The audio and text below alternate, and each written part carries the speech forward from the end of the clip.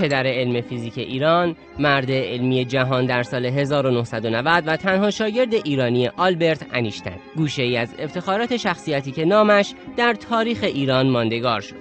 پروفسور محمود حسابی. ساعت رسمی در افق بین‌المللی آقای دکتر تنظیم کردن با گرینویچ. اولین مدارس اشاعری رو در ایران ساختن. مؤسسه استاندارد رو پایه‌گذاری کردن. بعد ما پیشنهاد کردیم به وزیر فرهنگ که شما بهترین کاری که میتونی بکنی این که دانشگاه درست کنی. اون وقت رئیس تعلیمات متوسطه بود که مخالف بود. میگفت که کار ایران نیست این کار. وقت من به وزیر فرهنگ گفتم من درست میکنم. شما اجازهشو به من بدی. بالاخره گفت برو هر کار میکنی بکن.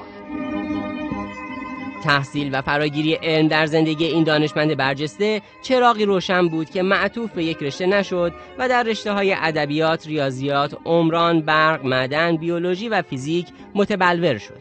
آقای دکتر این کتاب 640-50 صفحه‌ای رو 300 ازش غلط گرفتن. چاپ دانشگاه اکسفورد. انقدر به خودش خاطر جمع بوده، صفحه به صفحه یادداشت کرد. آدم متحیر میشه. پس فارسیش یعنی چی؟ یعنی آدم اگر که کارش سخت میشه حوصله بکنه. شیوه زندگی پروفسور حسابی نقشه راهی برای جوانان جویای علم است که امروز در موزه شخصی این دانشمند دیده می شود. این دختر دانش آموز اون موقع ترمی واحدی بود درسا، اومد وقتی اینجا بازدید به گفته معلمینش نمراتش بین 12 13 14 بود.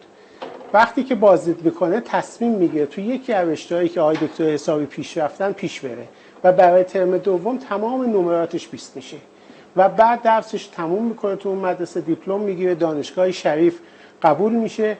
آقای دجنابادی در المپیاد ریاضی شرکت داشتن، فیزیک شرکت داشتن. معلوم است.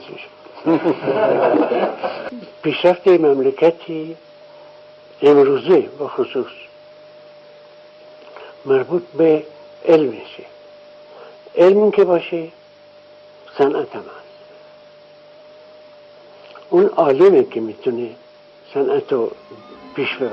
پروفسور محمود حسابی در سال 1281 به دنیا آمد و در سال 1371 دیده از جهان فرو بست و خودباوری و خدمت به وطن را برای آیندگان از خود بر جای گذاشت. کار کنید، زحمت بکشید، از سرمایه چیزی کم ندارید. این یکی از جمله‌های معروف مرحوم پروفسور حسابیه که شاید امروز بیشترین مصداق رو تو جامعه ما داشته باشه.